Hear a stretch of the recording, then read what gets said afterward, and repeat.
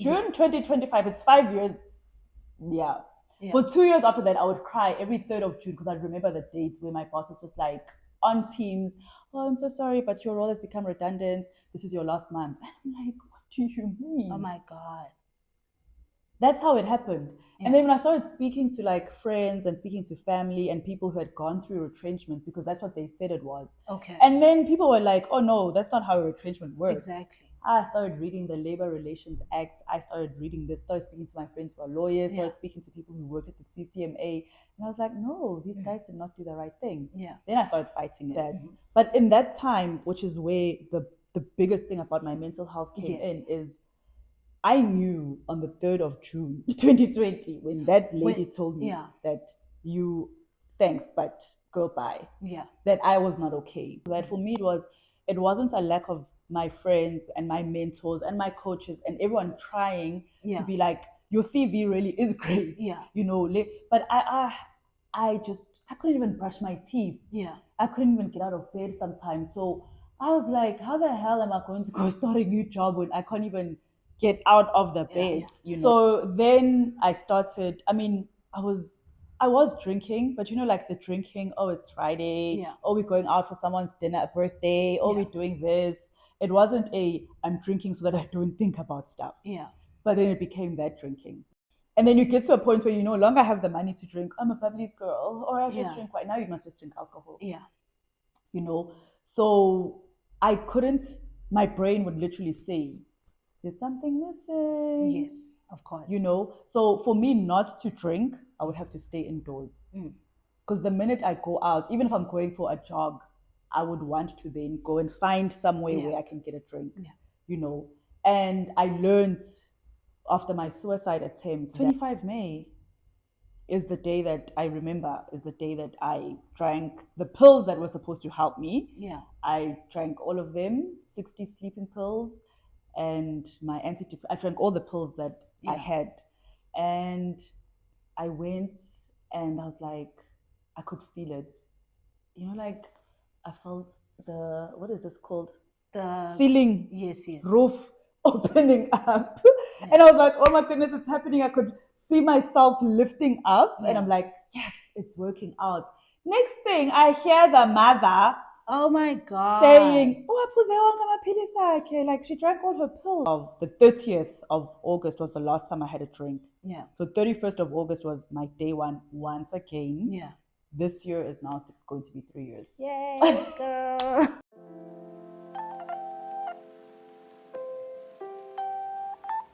Welcome to an all-new episode of Looks and Wisdom Sundays with me, Oluchi B.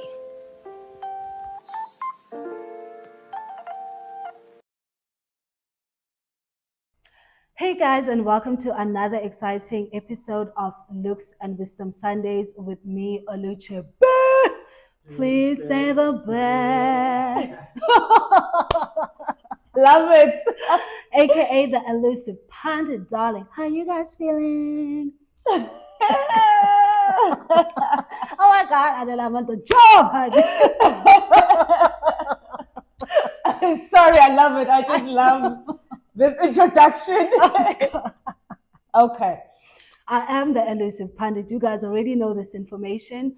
And May is still Mental Health Awareness Month, and we've been covering and speaking to a lot of guests in this channel around mental health and how to mitigate, and also giving you guys strategies on how to cope on various mental health topics. Today, we are joined by Anele from the Tea with Anele, and we're going to be speaking about work and mental health. So, if you can just introduce yourself. Thank you. You know, every time I speak to you, even on the phone, remember that song, Alicia Keys and Beyonce? Yeah, this no, not that one. Hey, yo, B. What up, A? Because I was just saying, hey, A, hey, B. Yes. I love it. Hi, everybody. I am Anele Ndlovu. And how can I introduce myself? So in the past 4 years, I have learned not to introduce myself by titles. Amen. Because that is what got me into a lot of stuff that we're going to talk about today. Okay. And when people ask, please can I have your profile? That's why I loved when you sent me your profile for our conversation. I was like, this is what people write your profiles like. Not that, and then I worked here, then I'm a board member. Oh my God. Those things, yes, are cool, but so I am. My essence is being an inspirational, influential, impactful, healing servants leader. Oh, that's who I am. And that's how I introduce myself. Oh, beautiful. And then I'll say, I'm the founder of the Tea with Anele Ndlovu. I'm a mental health advocate.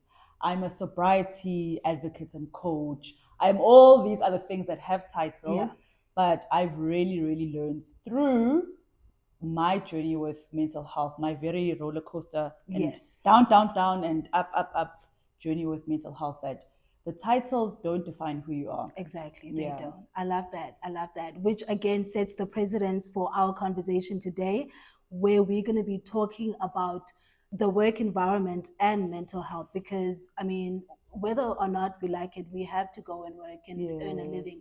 It's not something that we can avoid, and we're not advocating for people to leave their corporate environment. We're advocating for people to live healthy lives while they are working in the corporate environment.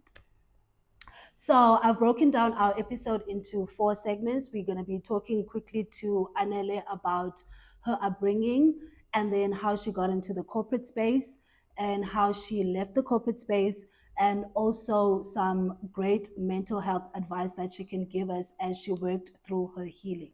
So please tell us about your upbringing. Just a little background.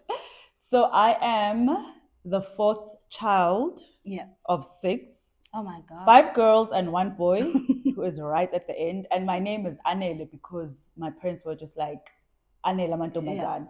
We are done. We have enough girls. And then they had another girl and then had a boy.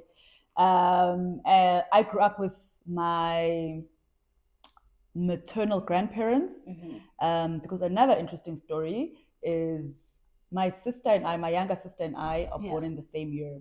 Oh, I know, the one I used to work with. I'm born in Jan, she's born in December. Same year. So when my mother was heavily pregnant with my sister, my grandparents were like, oh my goodness, let's take this child and help. Okay. And I ended up staying there, which is a conversation you and I have also had about your life, your personality, and all that kind of being shaped by the time you were 7. Yes. So I now, in my old age as a woman of 40, have now actually realized that because I grew, both my grandparents were pastors. Yes. They had churches. They went around the province and KZN, preaching and being invited to do this and officiating weddings and funerals and all that. And that is where my spiritual and also religious stronghold, I would say, comes from. Yeah. Because as the baby in the family, I would go with them to all these things. And I'm like, I've always prayed. I've always prayed over people. Yeah. I've always prayed for people because that's what I did. Exactly. That's what I grew up around, And then I went back to live with my parents. At what age was this? I think it was 8. Oh, okay. I'm not sure because it's one of those things that, you kind of block out even as a child. Yeah. Because I'm just like, why am I coming here?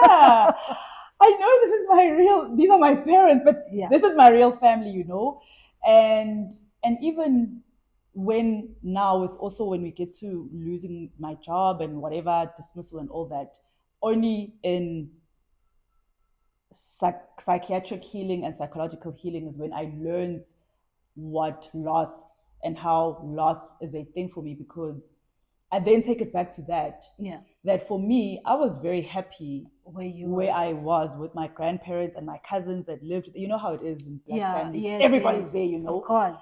So when you had that warmth. Yes. And that togetherness with your grandparents. Because even for myself, I know, like, with the grandparents, you're like tied to the hip. You're with them everywhere. So you always feel like you're a part of them. Exactly. So even though I know my parents loved me and I have siblings who love me and all that, and yes, this is my family, but this is my family. Yes.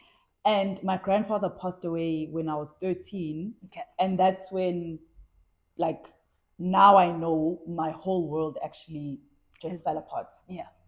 And I only found out meaning to that, I think I was in third year. Yeah.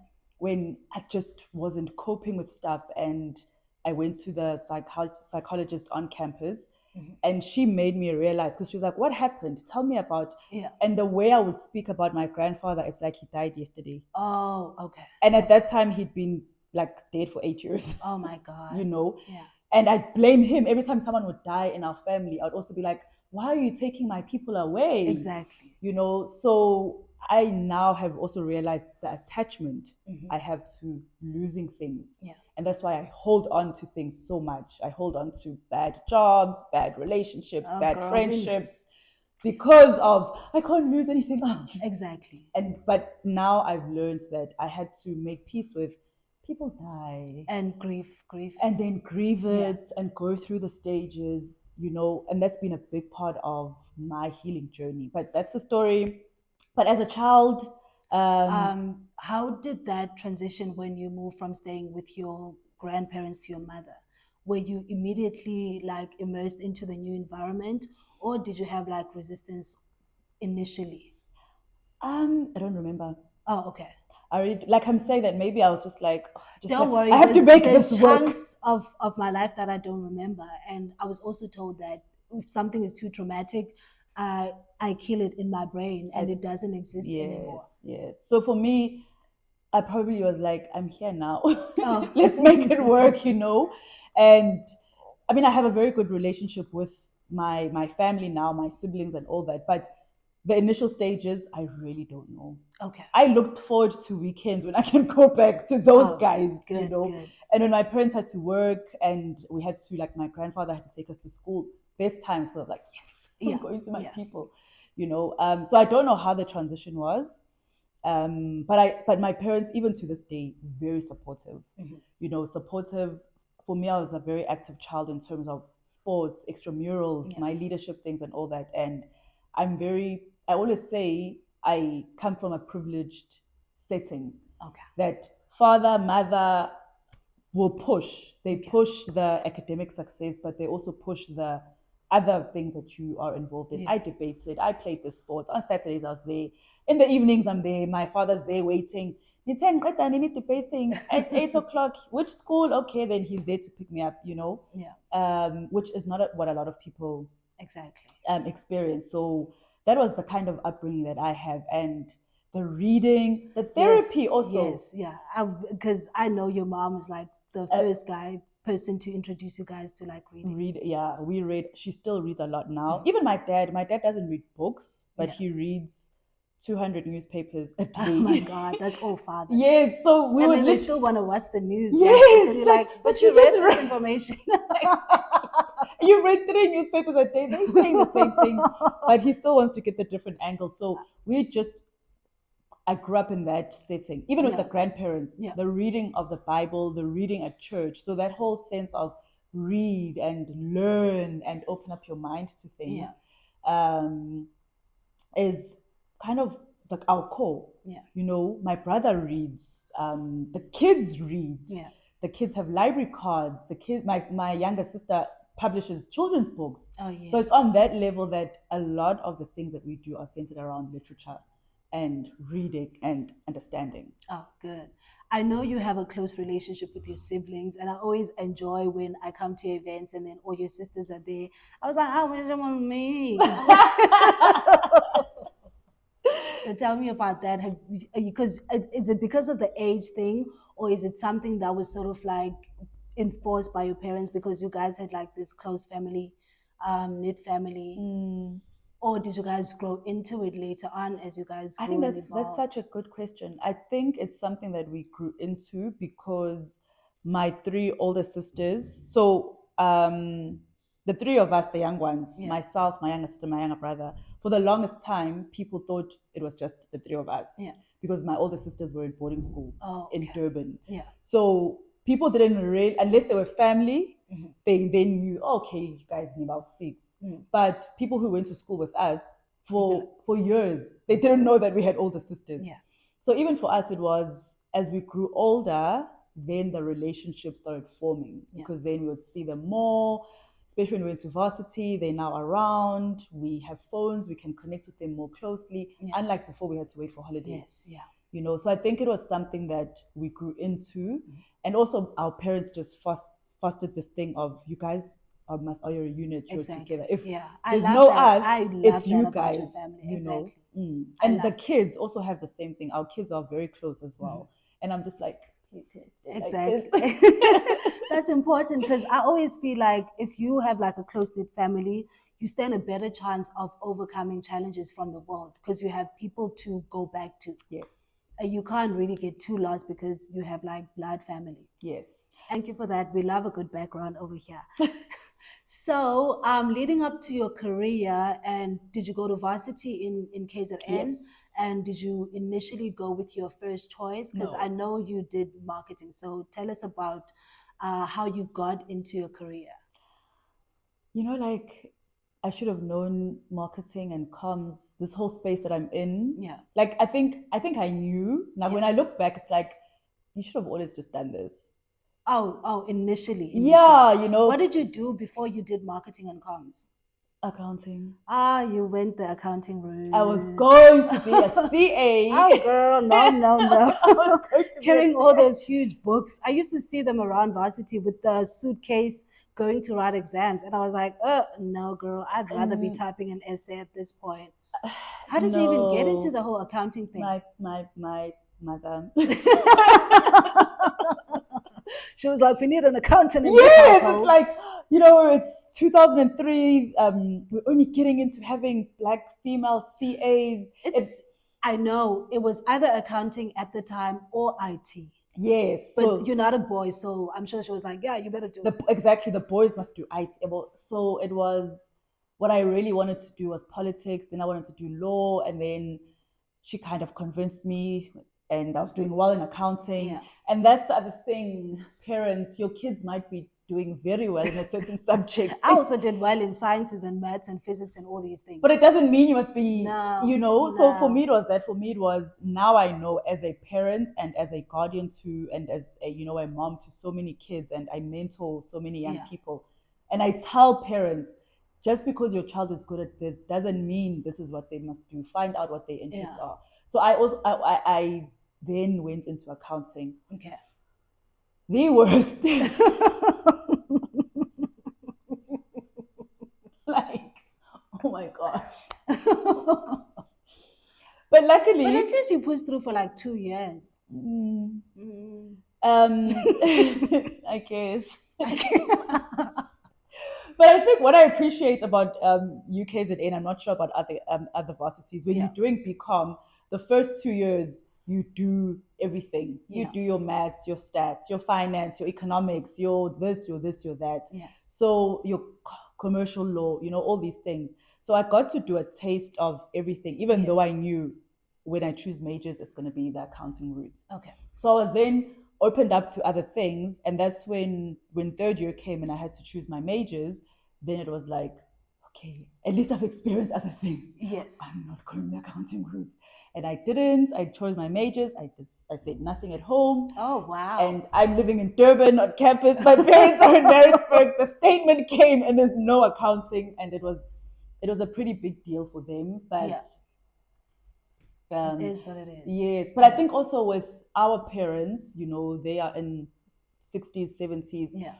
For them, only through us can they see that you can be successful in other careers. True, that's very true. I always, like, one of the things that have helped me in my healing journey around my parents is humanizing them. Instead of making them my parents, is making them humans and understanding their story and the timeline that they were in. Yes. And I'm so sure that helped you as well. Absolutely, you know, because for them they were both teachers. Yeah. And their sisters and brothers were teachers or policemen or nurses. I mean, those were the careers for Black people at the time. So now it's, now, you know, people can be accountants, Black people can be accountants, Black people can be doctors, and they can specialize. So it's like, yes, let's get our kids to do that, you know.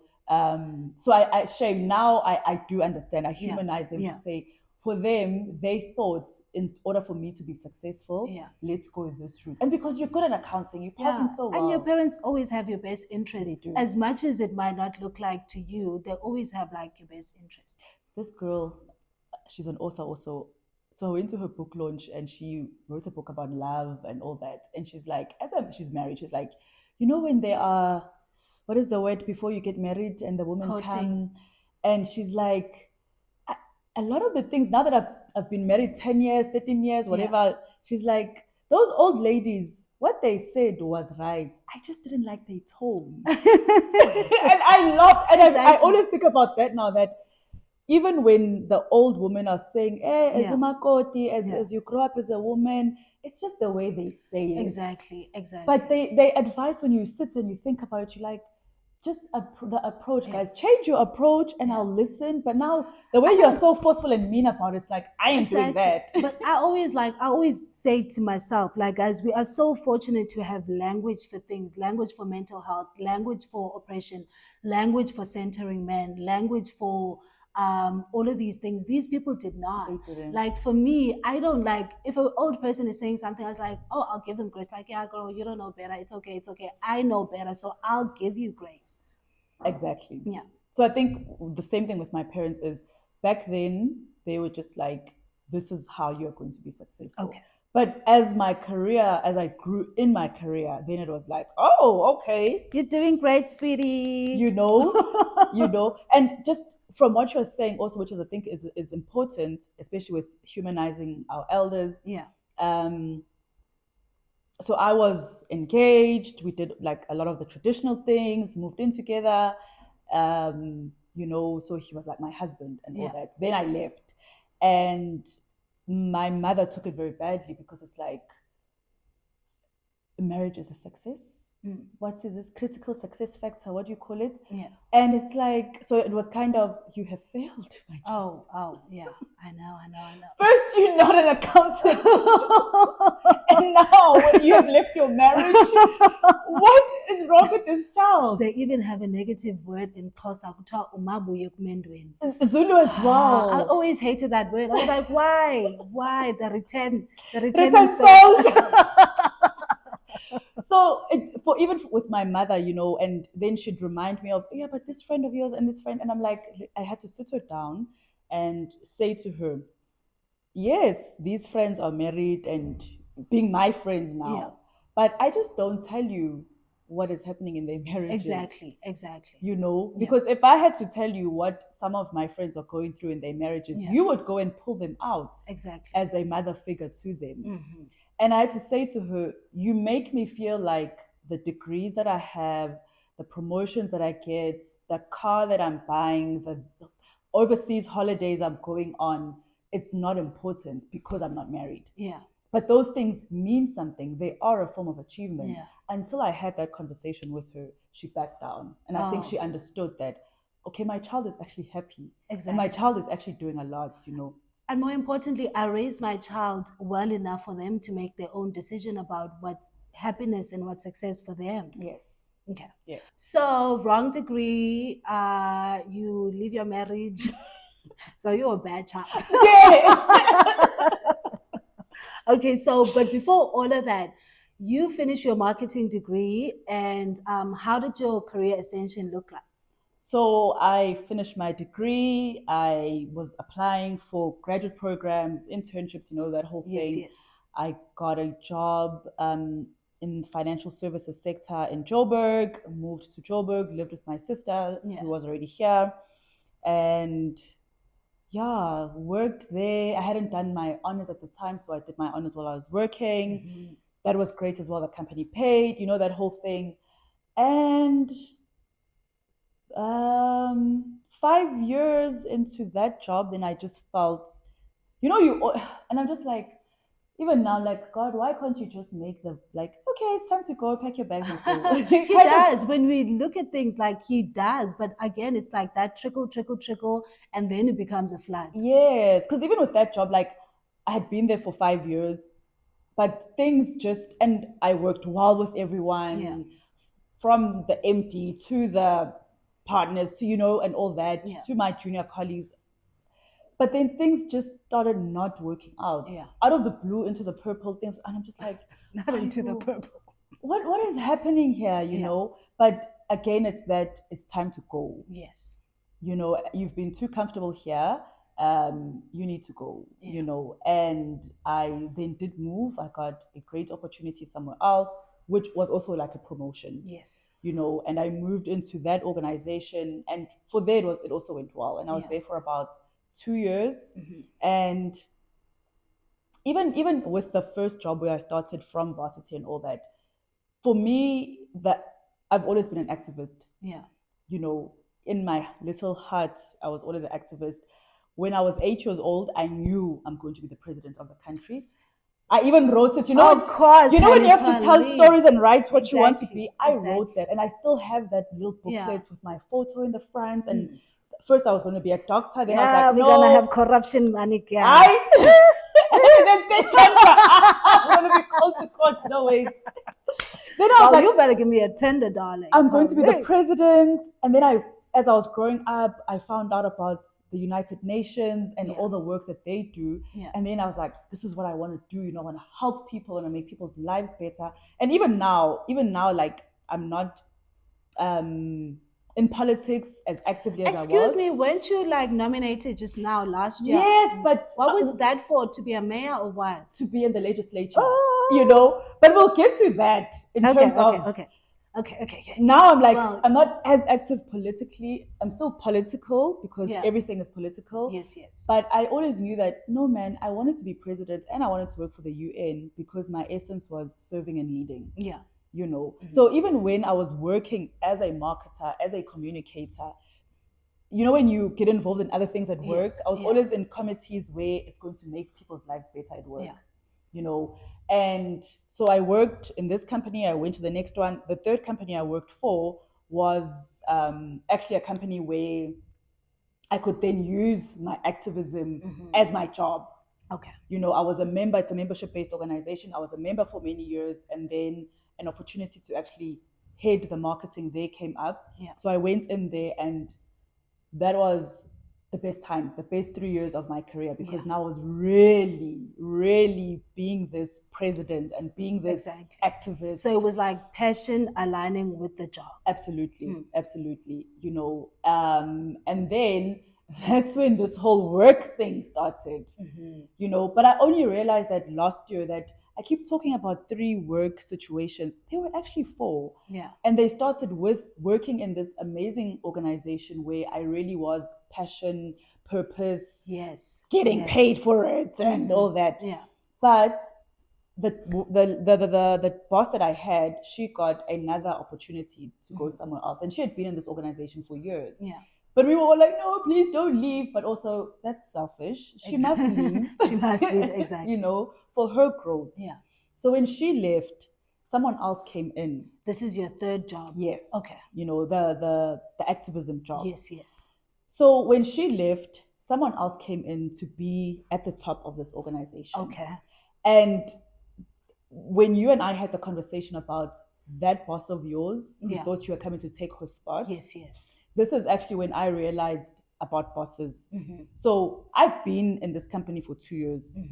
You are coming in as, yes, the boss, but you don't know the people. That's true. You don't know the clients, you don't know the stakeholders, you don't know. So as one of the senior people in the organization and who knew everyone, so when the other person left, she left everything to me to say, you know this, do this, so that you can then hand it over to the next person. I get it.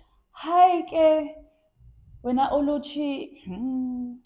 introduce this guy, I take him to meetings, and obviously people are happy to see me. Yes. You know, it's January, we haven't seen each other since December. Oh my gosh, then I'm introducing, this is the new boss, what. And I think, and I'm just like, but they know me, so of course they're going to be excited to see me. They are just meeting you for the first time. You're still going to build that relationship. Yeah. He just decided, told his PA, that all the meetings that we've got lined up, where I'm still supposed to introduce him, he's going on his own.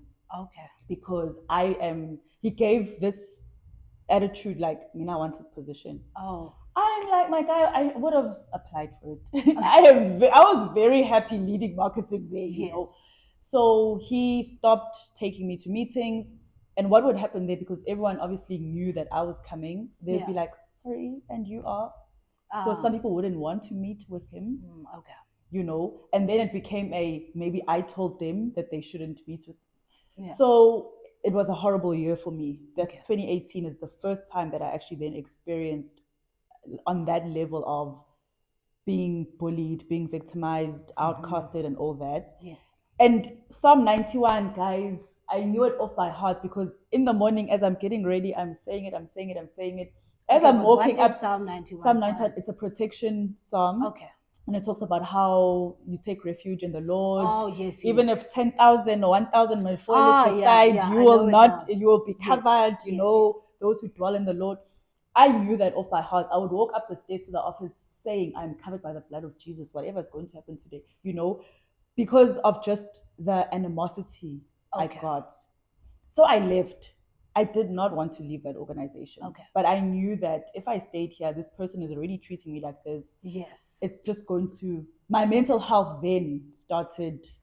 And one of my mentors got me a coach. God bless his soul, you know, he got me a coach. So I had someone helping me. Yeah. I got into therapy again. So I had to then start those things, you know. So you left this job in your own accord, the third one, when you saw things escalating with your manager. Yes. The new boss. Yes. Okay, that's good. Good for you. But it was through the help of my therapist and my coach and my mentors as well, because they were then, especially my mentor, the guy who got me into coaching, he was like, we need to help you get a job. And he was helping me actually talking to his connections.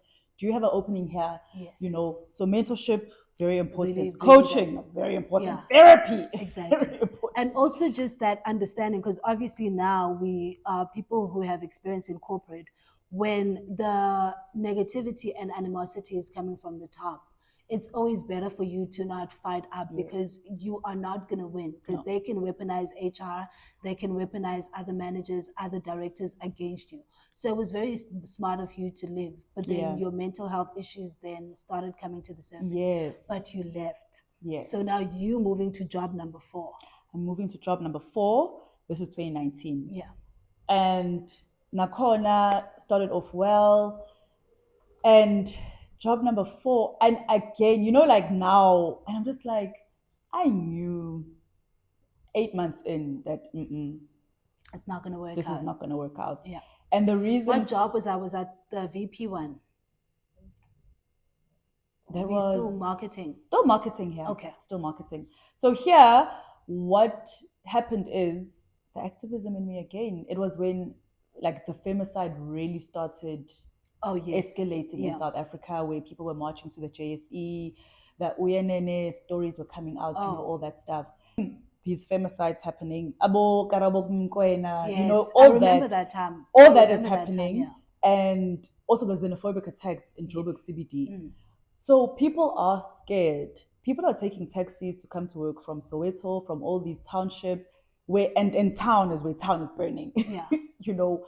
And I asked them, like, how are you feeling about this? Because, you know, if you're coming from Soweto coming into like Sandton, you have to leave home at like 5 o'clock. Exactly. You know, and you have to take like 3 million taxis to get, you know. So for me, I was asking out of concern for my colleagues, like, how are you coping with having to leave home so early, and then getting into town where all this is happening, but also women are being killed and harassed and all that. And people started just opening up about how scared they are, and some of our consultants in the firm could work from home. So what I did then, I spoke to my boss and spoke to the HR manager and the HR director, asked for a meeting to tell them that our people, the women who work for us, are so scared. Because not only are they faced with the xenophobic attacks going in through town, but there are also all these women being killed. And it's happening, we're hearing the stories around Soweto mostly, you know. And what was I told? You were not hired to be a shop steward. Oh, wow. Okay. Yeah.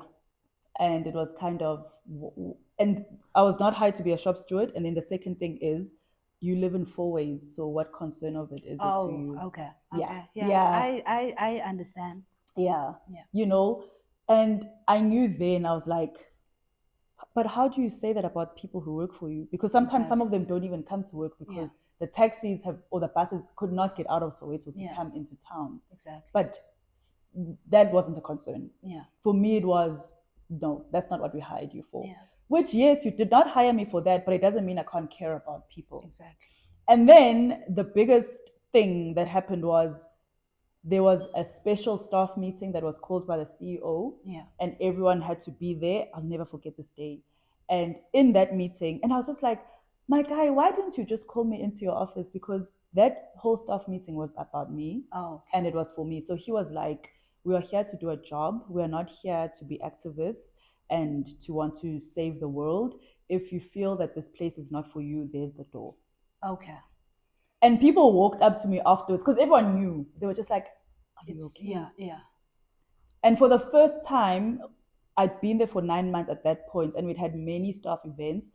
And I was like, my boss knew this was going to happen because she came to ask me, have you eaten? And I'm like, when have you ever asked me if I've eaten at a work function? Yeah. So I was like, you knew this guy was going to have this meeting. Exactly. You know? Yeah. So when COVID came and we were apparently not making money, of course, I was going to be the first person. Of course. What did I say yesterday? The minute you have a meeting with HR, just know it's the beginning of the end. You might as well send that resignation because they hate to see it, and they hate the fact that you even had this mindy to think you can get HR involved. And now I know that. Yeah. But then I know we're supposed to learn through experiences. God is always funny like that because he always gets us to learn through experiences. Because if someone had told you that, you probably wouldn't have believed them. Exactly. Yeah. And so that was then at the pinnacle of this whole toxic work environment. And then with COVID, then I was just told, oh yeah, we in June 2025, it's 5 years. Yeah. For 2 years after that, I would cry every 3rd of June because I remember the dates where my boss was just like on Teams, oh, I'm so sorry, but your role has become redundant. This is your last month. And I'm like, what do you mean? Oh my God. That's how it happened. Yeah. And then when I started speaking to like friends and speaking to family and people who had gone through retrenchments, because that's what they said it was. Okay. And then people were like, oh no, that's not how a retrenchment works. Exactly. I started reading the Labor Relations Act. I started reading this, started speaking to my friends who are lawyers, started speaking to people who worked at the CCMA. And I was like, no, these guys did not do the right thing. Yeah. Then I started fighting it. Telling them, this is how a retrenchment works. And then it was mutual separation. They sent me a document saying mutual separation. I'm like, no, like, but you that's said supposed to be initiated by you. To mutual separate has to be initiated by you. No. So I was like, you can't say it's a retrenchment and then when you send me the documents to sign, now it's a mutual separation. Yeah. You know, so I fought that. But in that time, which is where the biggest thing about my mental health came in, is I knew on the 3rd of June, 2020, when that lady told me that thanks, but girl, bye. Yeah. That I was not okay. I did cry that day, and I went to a friend's house because I was like, I can't be alone. Yeah. Went to a friend's house, told her what happened, cried. Was this during COVID? It was 2 months into COVID. Yeah. Okay. Already we're not making money. Oh, yeah. Hold on. When was the meeting with everybody held? 2019. What month? So the whole thing was probably like September, October. Oh, okay. So August is when I started saying that staff is scared, and fearful. Okay. No, it's fine. I just wanted to get like a timeline. Oh, yes. So, okay. So they let you work the following year. How was the environment after that? Was it tension? Terrible. Of course. I mean. Yeah. Yeah. So you could already see this sink going down mentally, the tension, the bullying, and all of these, what do they call it? Retaliation. But even for me, like that whole, I have to go to work. Yeah. I have to deal with I hate that feeling. Yes. I hate that. You know? So for me, I also then started getting that because of, oh my gosh, then I have to see this person. Yeah. I have to be in a meeting with this person, and this is what they think, this is what they say. And it starts eating in your soul, obviously. Yes. Yeah. So I started, it also affected the way I was showing up, you know. And then the whole thing in June happened, and then I sent them an email to say, this is not how retrenchment works. Yeah. You know, so I'm not signing anything. That also just... You mustn't fight as a black... know, I fought. I know, but I'm just saying, like, they always hate the audacity. Yes. They hate the audacity, especially if it's a black female. They like, how dare you? I was told I'm ungrateful and they would find another me in the streets. I was like, well, go ahead and find another me in the streets, darling. Go ahead. I know. I can't believe it. And then so you go through this fighting. I go through this fighting, but in the midst of all this fighting, I knew I wasn't fine. Yeah. But you know this because you're just like, I have a great CV. Exactly. I have all these degrees. I have all these networks. And the thing is, until you have let go of the attachments, until you have gone through the healing, until you have gone through it, no matter how many people you could know the president of all the countries or whatever. If you are not okay, nothing is going to work. And we did speak about this, about that energetic cord. Yes. It's never about what's happening to you. It's always about how you're processing it mentally. And often that strong attachment plays a big role, which is why we can't leave bad relationships oftentimes, because you're like, oh my God, I've invested this much into this relationship. Why is it? So it felt a lot like that. Like, so for me, it was also that. For me, it wasn't a lack of my friends and my mentors and my coaches and everyone trying to be like, your CV really is great. But I couldn't even brush my teeth. I couldn't even get out of bed sometimes. So I was like, how the hell am I going to go start a new job when I can't even get out of the bed, And another thing we have to add to the element, COVID, the year of COVID was a terrible year for everybody mentally, especially around that isolation element of you not even being able to have a normal life. And so you going through your own mental challenges, the world is closed. You can't go anywhere. It's terrible news everywhere. And now you have this thing on top of it. And then you have this thing on top of it. Yeah. So then I started, I was drinking, but like the drinking, oh, it's Friday. Oh, we're going out for someone's dinner, a birthday. Oh, we're doing this. It wasn't I'm drinking so that I don't think about stuff. But then it became that drinking. And it became, now it's like I'm at home. So why must I wait for the evening to drink? And it would be, okay, in the afternoon, I'd go get a bottle of wine. And then it became 12 o'clock, I'll get a bottle of wine. And then I'll finish that. And then I'll go and get another one at 3. And then it became, but bottle stores open at 9. So clearly, I can drink from 9. Because why else are they open? Exactly. That was my thinking. It's like, but if they really didn't want us to drink in the morning, then they'd open in the afternoon. So it became that, and I became very good at hiding my drinking. Because would you say initially you were like a functional alcoholic? Yes. Okay. Yes. And what I would do, because people were worried about me, my family was worried about my friends, so my friends started to come stay with me, or I would stay with them. But they all at work during the day. So that's when I could drink 2 bottles of wine and then pass out, because I knew, okay, from 5, 6 o'clock, everyone's going to come back home.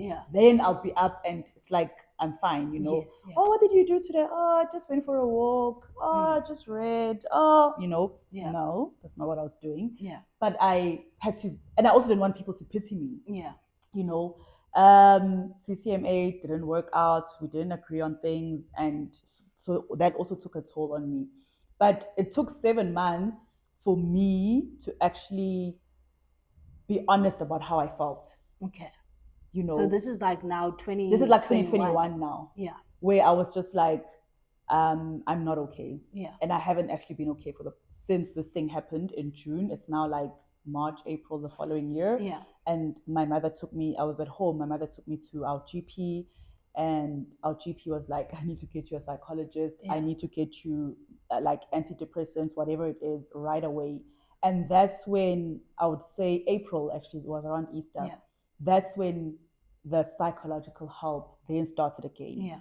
But it didn't end there. Already at that point, and now I have such great compassion for addicts. Because at that point, for me, I was drinking 2 to 3 bottles of wine by myself a day. And then you get to a point where you no longer have the money to drink. I'm a Bubbly's girl, or I'll just drink right now. You must just drink alcohol. So I couldn't, my brain would literally say, there's something missing. Yes, of course. So for me not to drink, I would have to stay indoors. Because the minute I go out, even if I'm going for a jog, I would want to then go and find somewhere where I can get a drink. And I learned after my suicide attempt that the psychiatrist I was seeing, she's like, you wire your brain. That's why when we were talking about you can rewire your brain. Exactly. So all the time. My brain was so wired into, we have a drink every day, girl. There's something missing here. Exactly. So even after my suicide attempts, I still carried on drinking because I hadn't dealt with that. Yes, of course. Until I went into psychiatric admission. So even now, was that voluntary for you to go into the psychiatric, or was it informed by suicide? Or so it was informed even before the suicide, because then, like I'm saying, because now I was honest on I'm not okay. My sister, who's in the medical space with you guys and all that, she spoke to people she knew, and I just didn't get a bed in Joburg. And so the psychiatrist that I was seeing in Joburg, she was like, when a bed becomes available, like because of COVID, psychiatric hospitals were packed. So we then decided, let me go home until a bed becomes available in Joburg. And the suicide attempt happened when I was in Maritzburg. Okay, with your family. With my family. You couldn't drink. I guess you couldn't drink, so now I'm hiding. Oh. Okay. Now I was finding ways to bring in the alcohol. And my mother caught me the one night and she's like, we're trying to help you and this is what you are doing. And that's when I knew, like, for me, it's my family really is trying to help me. And I'm really causing them so much anxiety, so much stress. And that's when I thought the only way these guys are going to be okay is if I'm not around. Because I see, even with my siblings are stressed out because they're like, is she going to be okay? I can relate being that family member because around the same time, my sister was heavily on drugs. She eventually did pass away and she was like literally heavily on drugs. And I had to suffer mentally because we had to watch her deteriorate. And we were like, oh my God, is she going to die? Is she not going to die? We were stressed out to the last minute. Does she come home? In what state is she coming home? Exactly. It was exactly that. So I can relate to your family's plight. And we were begging, doing all these things, trying to take it. We went actually to try to get her to be admitted. And these people were like, oh, we need to have like 18 to 20 cases reported to the police before we can forcefully admit her. And I was like, what kind of law is that? Are you guys insane? This person is like not well. And we couldn't get 18 cases for her to be admitted. And she still died under mysterious circumstances. We don't know if she really was like, you know what, let me just go. Sure. I'm so sorry. So I can definitely relate to that. So for me, it was, I could see. It was causing pain. And I just thought, I'm not getting a job. And then I had to get tenants for my house. And then I had to move back to Maritzburg. I mean, now it's such a gift that I moved back to Maritzburg. But I mean, Maritzburg is like this, it's even called the Sleepy Hollow because nothing happens nothing is going on. And that's when, and 25 May is the day that I remember, is the day that I drank the pills that were supposed to help me. I drank all of them, 60 sleeping pills. And my I drank all the pills that I had. And I went and I was like, I could feel it. Like I felt what is this called? The ceiling roof opening up. And I was like, oh my goodness, it's happening. I could see myself lifting up. And I'm like, yes, it's working out. Next thing, I hear the mother, oh my God, saying, like she drank all her pills. And in that moment, I'm like, but I was alone. Did she die with me? Oh my God. Because now I'm like so high, I'm so disoriented. Like, what is happening, And after that, the next thing I woke up in the hospital. I don't remember much from the time I heard her say that and when I woke up in the hospital, and then the psychiatrist and the doctors are like, this is what you went through, had to get a psychologist. But for me, the admission was voluntary. It was just going to be in Joburg. Yeah. But then the suicide attempt is what fast-tracked it. Okay. And I was now in Maritzburg. The psychiatrist there was like, we need to get her a bed somewhere ASAP. Yeah. And how did you feel when you woke up? Were you like, oh my God, like, what the hell? Like, please, like, why didn't you take me? Yes, because now I'm like, God, I'm a failure. Oh my God. Now it's adding to the failure. Yes! Oh my God. I can imagine. I was angry at my mother for a long time. Yeah. Like, how dare you interrupt? Yes. And God, also now I'm also failing at on this. top of exactly. On top of imagine all the failures that I'm going through, I'm also failing at this. Yeah. You know? And a few weeks after that, I think 2 weeks after that, I got a space in a hospital, in a facility. Yeah. And I spent 2 weeks there, and that has been the greatest thing. Yeah. You know, it takes a while, even after like admission, and you learn all these things. It takes, because you have to get detachment. Exactly. So a lot of the things that I'm able to, the way I live my life now and the way I started living my life last year, are things that I learned in 2021. Yeah. But it took a while for me to really put them into practice and all that. And that's the other thing.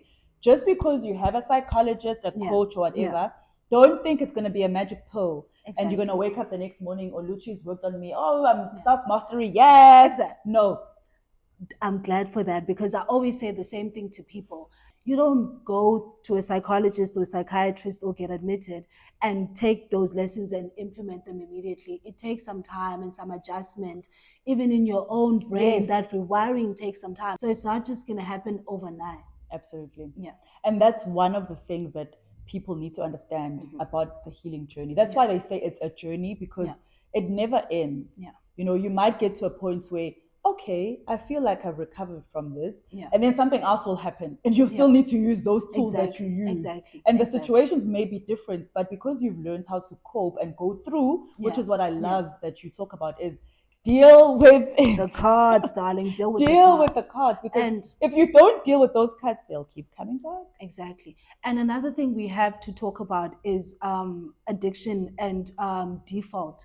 Last year, I stopped smoking in 2018 when I started my healing journey. And behold, when I was going through my drama last year with corporate, guess where I went? To the smoking. And even for me, like Takashi was even shocked, like, girl, you haven't like smoked. I don't even know you to be a smoker. And I was like thinking to myself about people who've been addicted to drugs, addicted to alcohol. I'm like, that's why Gabelo was like, you always gonna be a recovery. Yes. And I was like, this other day, I was like sitting with a cigarette. I was like, child, no. Yeah. And I was like, as soon as I get out of this, I'm gonna speak heavily about the fact that our brain does have a default, and we're always going to be recovering as we move through our healing journey. That's why we have to date circumstances and move away from them permanently. Yeah. So with me, I stopped drinking in June. I was admitted in June. So I stopped drinking June 2021. Yeah. For months, I did not drink. And then I got another job opportunity because, like I said, you want to be a corporate girl. Hello. Another opportunity came, and I moved to Cape Town. It was just fantastic. Yeah. Again, this is 2022 now. Yeah. And default, I mean, I'd been through admission. Know the information. You have the notes. Yes, but books. The first thing I went to was the alcohol. Yeah. And then it just was worse than before. Mm-hmm. You know, it's like my brain was like, let us make up for all this time that we haven't been drinking, exactly. you know. And with that situation is all these things were promised. This and this is going to happen. We were not paid for about 3 to 4 months. Yeah. And again, I should have left the first month we were not paid. Exactly. You know? Yeah. Because now I'm like living with friends. But I was promised I'm going to have my own place. They're going to move me in. They're going to do this and do that. And all those things were not happening. And it took 3 months for me to just say, this is not working. Yeah. And I left, and I came first to Joburg to stay with my sisters, and then started seeing my therapist again. And she's like, you need to just hand in your resignation. Just leave. Yeah. Get out of the WhatsApp groups. Just leave, you know. Yeah. And so it took 4 months for me to then leave that situation. But then I was so deep into the alcohol again at that point. It was the only thing that I could cope with. Yeah. I would wake up and I'd want to drink. I would go to sleep. And that's the whole addiction thing. That's always. If you when they say in AA, because I even went to AA. Yeah. In AA, they say the first drink is the devil's child. If you say yes to that, it's downhill from there. So you have to stay away. The first sip, even. Yeah. Stay away from that first sip, because you'll be like, oh, but I haven't been drinking for 7 months. I'm sure I can handle it. That's what I did. Yeah, exactly. And so now you in 2022, you're drinking again. And then you eventually move back to Joburg. How long did it take you to get out of alcohol again? So I moved back. So I was in Joburg just for a few weeks. Then I went back home and started AA. This is like July. Started going to AA. Things were great. I stopped drinking for 21 days. Yeah. And what did I do to celebrate? Drink alcohol. Yes. Girl. I was like, oh my God, you've done so well. 21 days not drinking. Let's have a drink. Yeah. And then that was the beginning of August. The first 2-3 weeks of August were a nightmare. Yeah. It's like I literally spiraled out of control until the 30th of August was the last time I had a drink. Yeah. So 31st of August was my day one once again. Yeah. This year is now going to be 3 years. Yay, girl. So you have to just, like you're saying, that the cigarette is not good and it's not going to help you. And the alcohol is not going to help you. Whatever it is that you use, even if it's gym, guys, because some people will then be addicted to yes, that's exactly what I wanted to get to. People, whatever you think is good, but when you are becoming addicted and doing it too much, you need to check yourself. Why am I gymming too much? Why am I running too much? Why am I doing this? What is it that I'm avoiding? Exactly.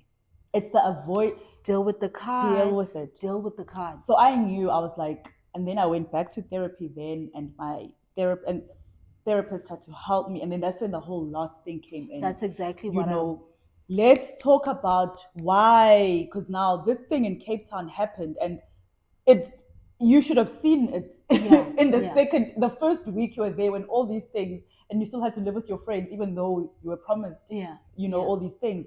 Why do you hold on to things?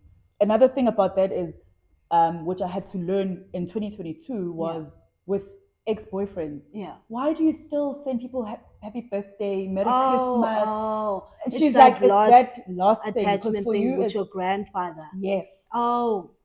I love this channel. I swear to God, guys, because I want people to get to the crux of why they're doing things. Yes. And for you, it was that negative attachment to loss. Yes. So with everything, with the job when not you're working losing, out, that's when you're like, Yes, like, no, I can't do this. I can't do this. Stay. Yes. So after that, I was like, really, why do I still send that? That person was a horrible boyfriend. Why do I still say happy birthday? Why do I say Merry Christmas? Yeah. What the hell for? Because she was like, why are you doing that? Who is it helping there? Exactly. Close that door. She was like very stern. And I was like, I'm glad you got a stern one this time, because we're glad we have you right now. So I've learned that now, if things don't work out, they don't work out, how sad. I try, and I'm just like, this is not working out. So I've now dealt the card. Got to the root. You finally got to the root.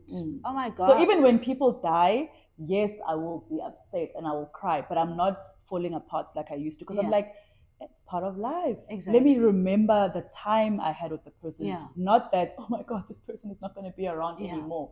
Thank you, Lord. We had 10 years, 20 years, or however long we had with this person. I want to remember them like that, and not, how dare you take them from me. Exactly. Oh, good.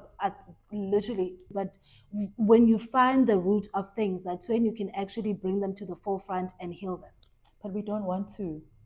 Okay, but I do. As humans. No, I'm just saying that. As human beings. Human beings, that's what I've learned. But we get addicted to the dark place. That's one of the things that I learned reading Michelle Williams' book, when she talks about her depression. She's like, and also speaking to Vure and her daughter, which we interviewed. They talk about that addiction, being addicted to the dark place, being addicted to that, because now you've been in that for a very long time. It's your default. getting out is the hard part, even if it means you're leaving a bad situation to be in a good one. But because your brain is so wired to deal with the bad one, the good one is a problem. That's why it's very difficult to leave toxic relationships. Even psychologists will be like, only in your fifth attempt are you going to win.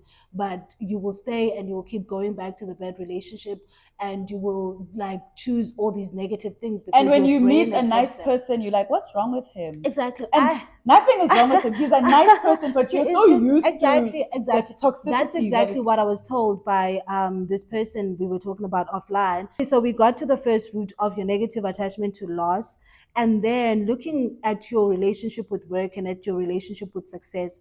How would you describe that attachment style looking back now? So with the work thing, that's when this year I was like, okay, God, I'm going to. This year I've surrendered, and maybe it's because as a woman of 40. Well, Kim Kardashian did tell us that to relax when you get to 40. Well, everybody has told us the same thing. And they're actually right. You like relax. You're like, it's life, guys. So for me, I last year. And that's when I was like, okay, oh God, Agafun give a corporate girly. He doesn't want me to be something, yabo. Because were you also one of the girlies who used to write, what do they call it, signature, where you put all your stuff there? No, you're like, hey, it's taking half of the email, girl. Remove something. Luckily, I didn't do that. But I again went into a job last year, which also lasted 4 months. Yeah. And on the first day, I knew this is not going to work out. Yeah. I saw the big announcements on social media. Yeah. I knew when this guy said I have to wear makeup and look like an air hostess. On the first day, my boss telling me and my colleague. Weren't you working in like a medical? Yeah, I was working. Why you guys have to be? Yeah, he's like, you're the face of the company. Okay. So I told him, no, I do not wear makeup even at my own events. I don't wear makeup. Yeah, I know. That's why we had to ask you today. So I was like, I don't wear makeup. I will wear lipstick. I will look decent. And so will my colleague, because I could see she was getting uncomfortable, but she was scared, to talk. So I was like, we will look decent and we will make sure that the brand is always on point. Yeah. But I knew then that this is not going to work, and it really didn't work. Yeah. So luckily from my past experiences, I can be like, peace out. I no longer have that negative attachment. Yeah. Now this is not working. Don't hold on. This is it. I called this era of my life, it is what it is. And we have to take it in face value, not conjure our own intuition and be like, no. Or the illusion. Exactly. It is what it is.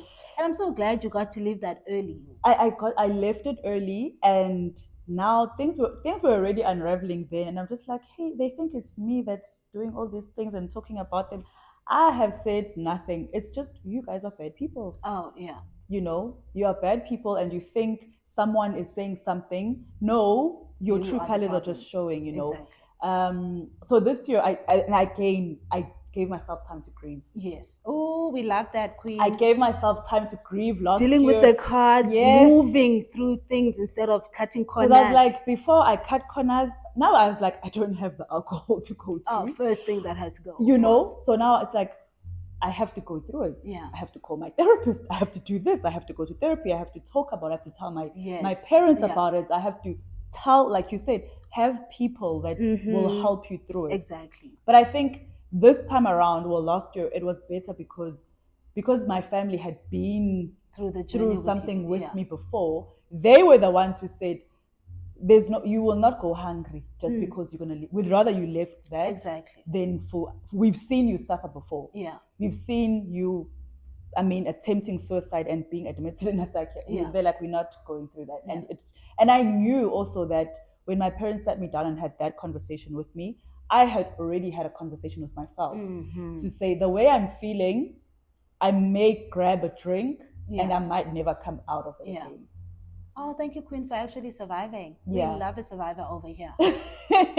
That's why even with the work around mental health that I do, I always say, prioritizing your mental health. It's your mental health. The relationship, the work, they may be toxic, but you only have control over yourself, and you need to work on you. Exactly. You need to find ways that you will. I know I cannot drink. Yeah.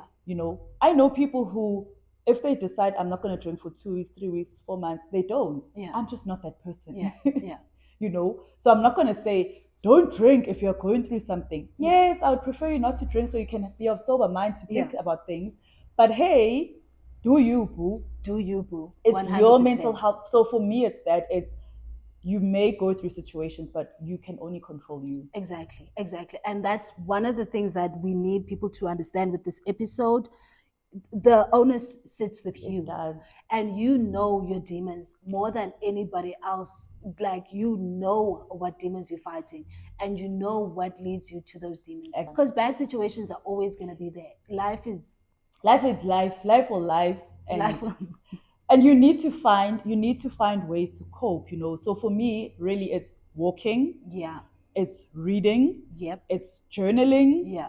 It's even now, the situation that I'm going through for the past 10 days that I've been going through it, you know. We're holding you down energetically. We're holding you down energetically, you know, by the way. I do videos every day. I do videos in the morning about how I'm feeling, how I woke up, you know, and in the evening, how was the day? Yeah. So for me, that's also a way of holding myself accountable, you know. So find ways to have where you express what you are feeling. That's why I'm a big journaler. I'm big on having someone to talk to. Yeah. And therapy, and guys, therapy. Professional help. I mean, you guys can watch this episode, but professional help. Yes. And guys, there are organizations that do not charge. And I work with professional organizations where they have social workers, they have counselors, they have psychologists who work there.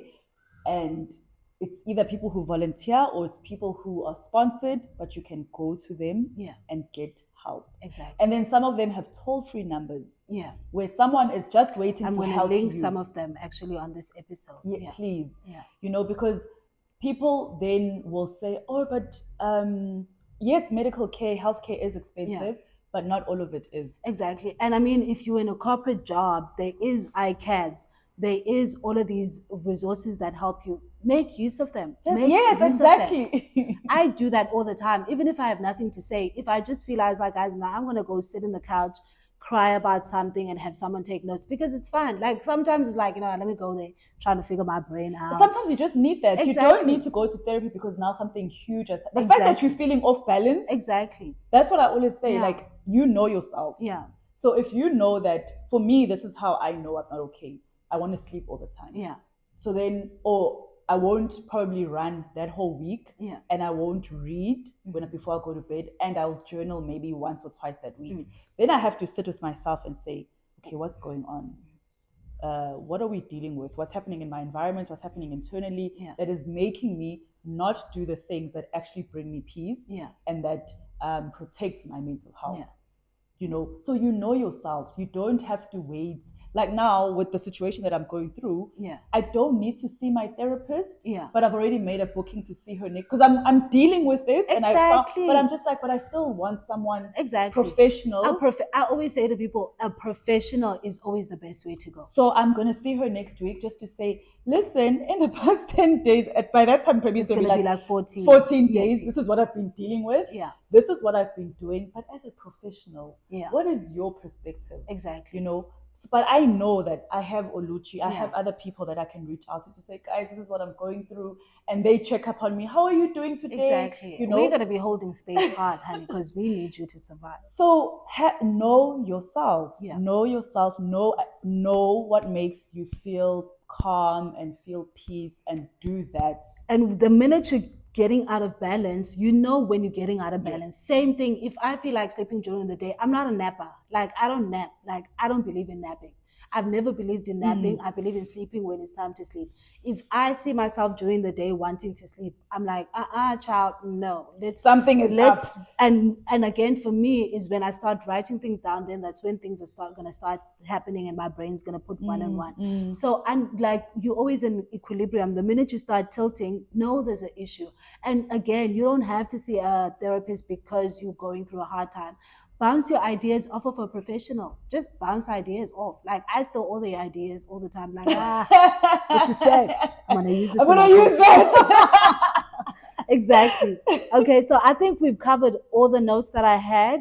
And I wanted to say, what would be your advice? Obviously, we spoke about therapy and for anybody who is at the initial stages of what you were going through in 2020, what would you say? I would say, most importantly, and this is what I say to people, is be honest with yourself. Yep. Yep. Because I would have, again, I don't believe in coincidences, but I always think that if I had just at that point, especially in the beginning stages, had said, oh my gosh, I'm not okay, I need to just see a professional just to tell them about what's happening. Yes, yes. A lot of the things that I went through probably Yeah. wouldn't have happened. Yeah. So it's be honest with yourself and how you feel. Mm-hmm. And if you don't, and community for me is very important. Community, being a professional, being your family, being friends, being channels like this Exactly, where you can honey. learn from You people. better plug them. Yes, And if you don't have someone that you trust, then go to those toll-free numbers, go Exactly. to those organizations where you Exactly. can speak to someone who does not know you, Exactly. who does not know your family. Yeah. They are just there to help you. Yeah. But you need to find an outlet that is not alcohol or drugs or sex or pornography or gambling or too much gymming or too much going out, too much reading books, too much staying by yourself, yes, too much isolation. Isolation is addiction, guys, like literally.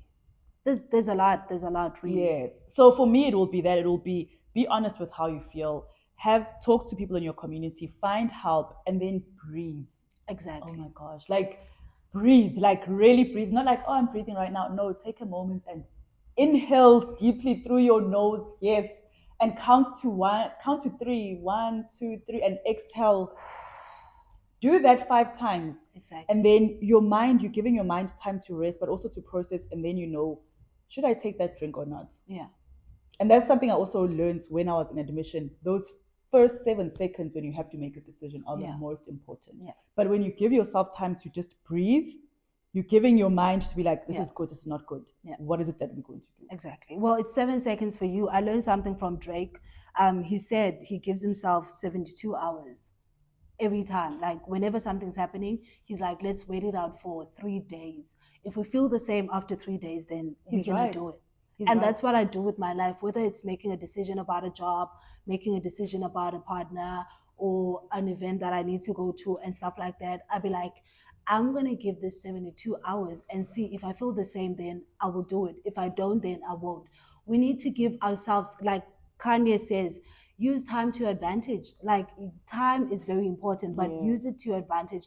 Make sure that you pause. Pausing is very important in life, because if you go, you move from this relationship to that relationship, this job to that job, it's going to be the same over and over again. Heal through things, guys. Even with jobs, I'm glad you brought that up, because give yourself that time. And which is, now I did that, with this last job. And that's when I know I'm not going to get into a job.